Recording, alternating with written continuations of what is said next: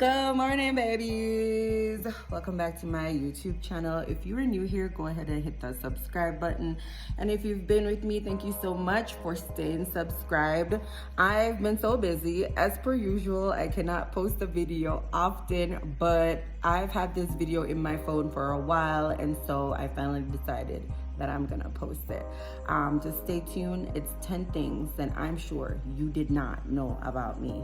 Let's get right into it. Okay, so the first one, which is number 10. Most people think that my first time outside of Jamaica was here in the United States of America, but that is completely wrong. The first time I traveled was all the way back in 1999. I was 9 years old, and the first place I went was Canada. Okay, so Canada was the first place I've ever traveled outside of Jamaica. I traveled 3 times there, 99, 2000, and 2001. So when I was 9, 10, and 11 years old. I've been to Ottawa, which is in Toronto, and or Toronto, Ottawa, I don't know how they do it or whatever. Ontario is in the same place, whatever, I was a kid. So all I know is that I've been to those places. I've also been to Peterborough. Yeah, so that was my first ever experience outside of Jamaica.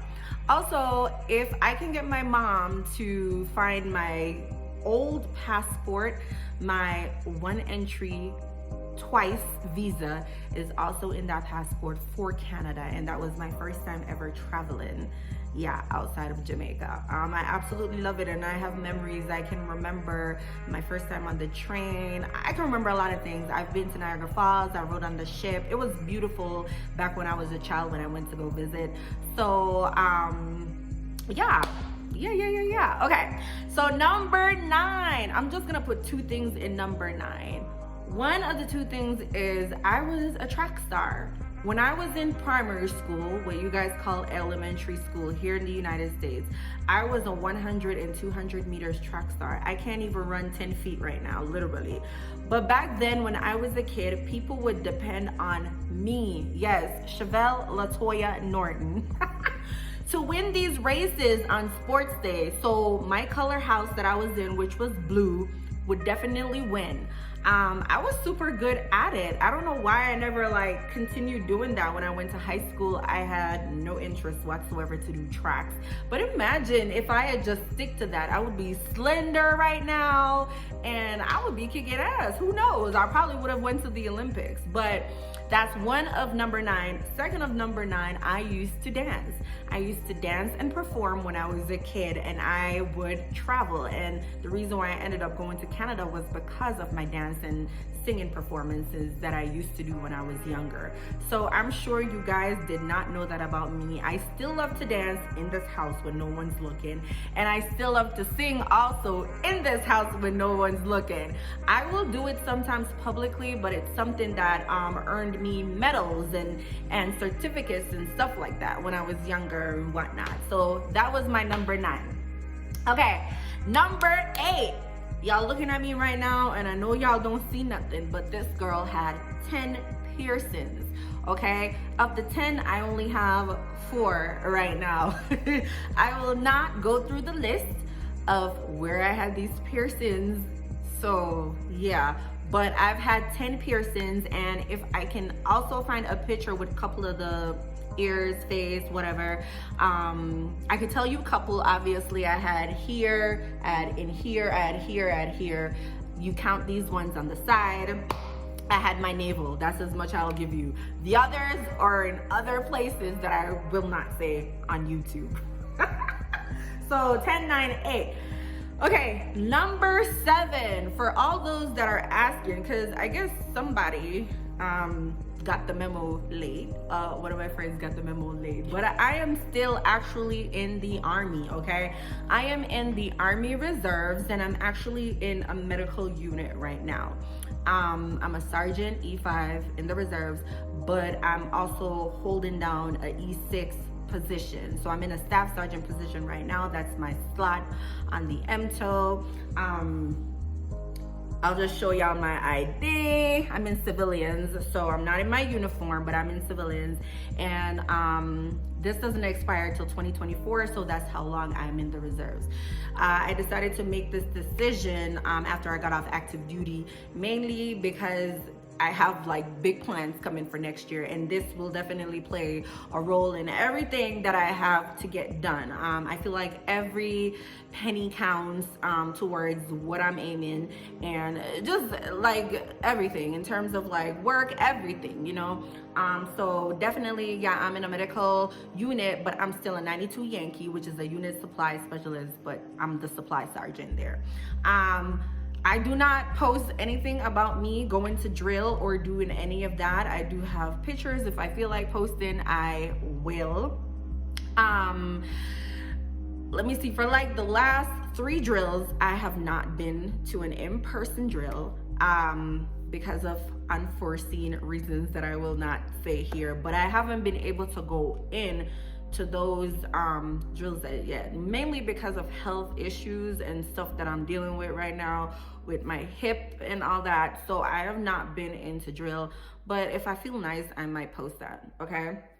So 10, 9, 8, 7. Number 6 that I'm sure you guys did not know about me, especially Jamaicans. I just started eating a lot of like food, literally, okay?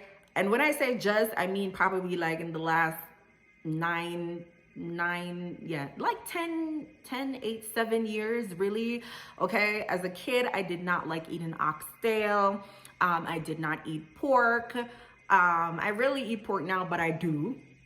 I did not like ackee and saltfish, which is Jamaica's national dish. I did not like eating peas. I had to make my own white rice growing up. My brother is still the same.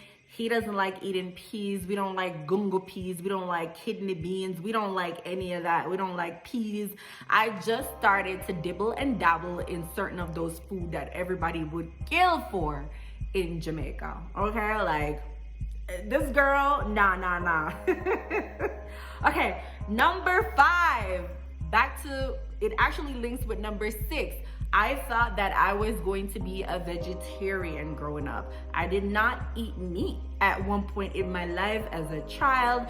When my parents would give me anything with meat on it, I would literally put it in my mouth, suck the juices out, and spit it in a tissue, and then hide it, and then throw it in the toilet and flush it down the toilet when they were not looking. And I did this for a very, very long time. I hated meat, any type of meat, whether it was chicken, whether it was red meat, like goat meat, beef, oxtail, all that, okay? So I thought that I was gonna be a vegetarian. And back then I was so super skinny that I didn't even know that I would ever get fat. People would tell me that I would gain weight and whatnot, but I never saw myself because I didn't eat like so much food. I was so picky that I would give my dinner to my brothers. Like literally every dinner time when we would sit at the table, I would literally just like save my dinner and be like, please save me and take this food because I would not eat it. Check me now. I'm not giving away my food now. Okay?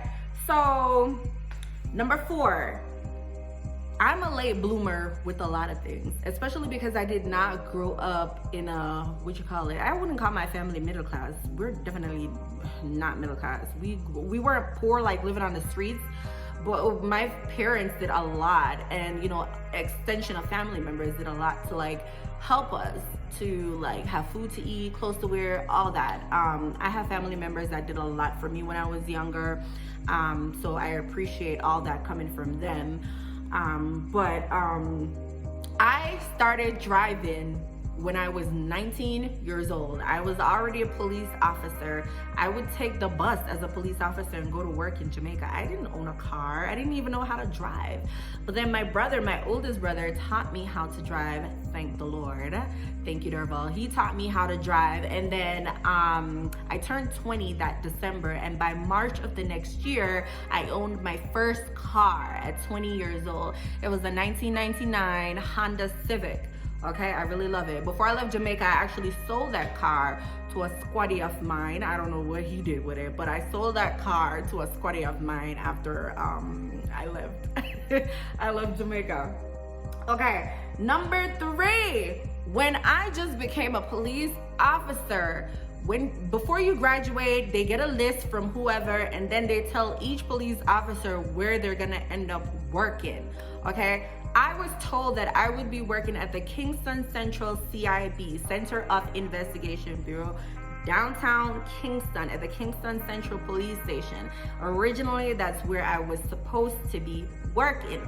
A week before I was supposed to graduate, my sergeant at the time, Sergeant Davis, he told me that I would not be going there anymore, as a senior superintendent of police at the time, James Forbes, wanted a lot of women to come to his section that's called CSSB, Community Safety and Security Branch. And so I was handpicked out of the 6 girls that they picked, or 7. I was handpicked to go into that new unit where the Jamaica Constabulary Force would take Island Special Constabulary Force police officers into that unit to work. I was a Blue Scene police officer. I was not a Red Scene police officer until 2014 when they did that merger, and I was a Red Scene police officer for 5 months before I left and migrated to the United States.